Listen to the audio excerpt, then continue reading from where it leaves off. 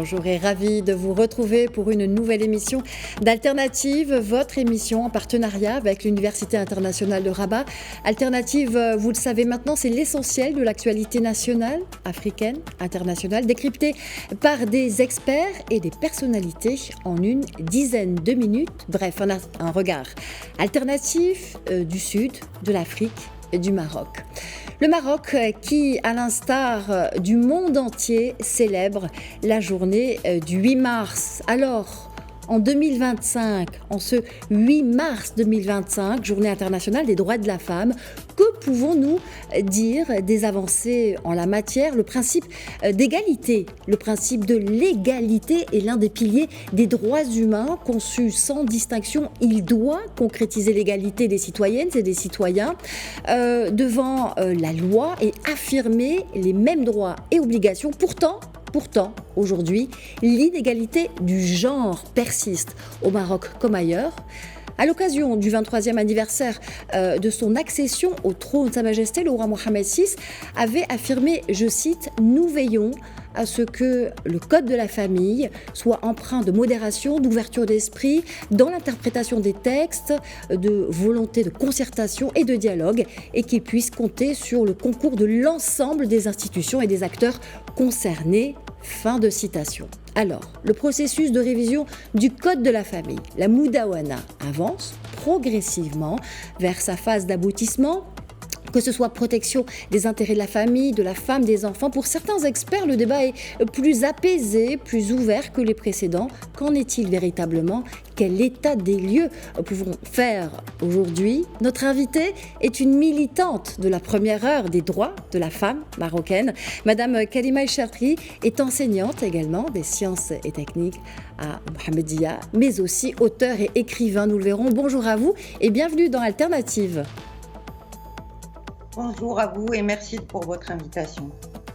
Alors, à la lumière de ce qui a été clairement affirmé par le souverain, entre autres, lors de ses derniers discours, le processus en cours emprunte-t-il, selon vous, un chemin vers une Moudawana équitable ? Puisque nous, l'année dernière, nous avons tenu les assises du féminisme où nous avons regroupé toutes les associations féministes du Maroc en tant que coordinatrice entre ces associations, et nous avions fait un bilan en demandant un changement de paradigme plutôt que des ajustements. C'est-à-dire, quand on dit changement de paradigme, c'est-à-dire que les piliers sur lesquels est bâtie sur cette société patriarcale et qui engendre des inégalités soient ébranlés, notamment tout ce qui concerne la qiwama, l'héritage au niveau des filles, la tutelle, les droits de garde, etc. Donc, pas mal nous avons rédigé un bilan que nous avons envoyé à la Commission royale pour la nouvelle réforme. Malheureusement, aucune des recommandations que nous avons effectuées n'a été retenue et on aborde seulement des ajustements plutôt qu'un changement véritable de ce nouveau code de la famille. Donc nous sommes très déçus et c'est comme si on a l'impression que la montagne a accouché d'une souris. Voilà, c'est le sentiment des femmes qui luttent pour l'égalité des droits. Alors, c'est vrai que c'est une lutte, un combat de la première heure pour vous. Vous êtes témoin, nous sommes témoins d'une société marocaine qui évolue et avec des familles qui ont de nouveaux visages aussi dans cette société marocaine. Est-ce que vous pouvez nous parler de ces aspirations des femmes et des femmes marocaines, notamment dans cette société qui change de visage ? Absolument. Donc la société a changé, les femmes ont investi le domaine de l'emploi, le marché de l'emploi, elles travaillent de plus en plus. Dans les ménages, la réalité est que aujourd'hui les charges sont équitablement réparties entre la femme et l'homme. Parfois on trouve que la femme est de plus en plus, c'est elle qui entretient le ménage.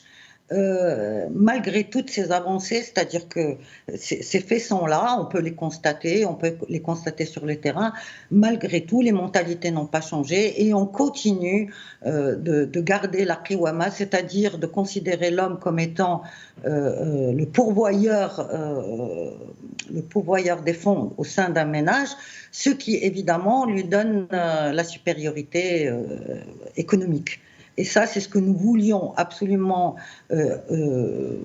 abroger de ce code de la famille, c'est-à-dire qu'il y ait une équité au niveau des charges. Il fallait abolir la qiwama, quoi. Voilà. Et donc ça n'a pas été accepté. Donc nous, et ça ne reflète pas du tout la société marocaine actuelle. C'est ça le problème, c'est que la commission qui a examiné ces propositions n'a pas tenu compte du changement de la société.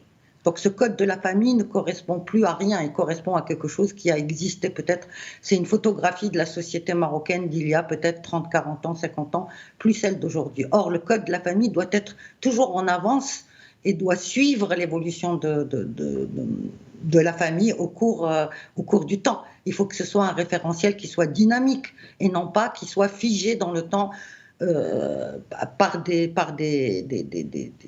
lecture archaïque de la société. La société nourrit l'espoir, vous nourrissez l'espoir d'une réforme qui répond véritablement aux aspirations des Marocaines, et le poids des mots est important, l'égalité, l'équité en matière des droits des femmes, et notamment via le prisme de la société marocaine d'aujourd'hui, via le prisme aussi de la spécificité de cette société marocaine. Et c'est d'ailleurs autour d'une spécificité que vous avez écrit un livre, autour d'une femme qui a un statut bien particulier dans la société marocaine et dans, je dirais même, l'imaginaire collectif marocain.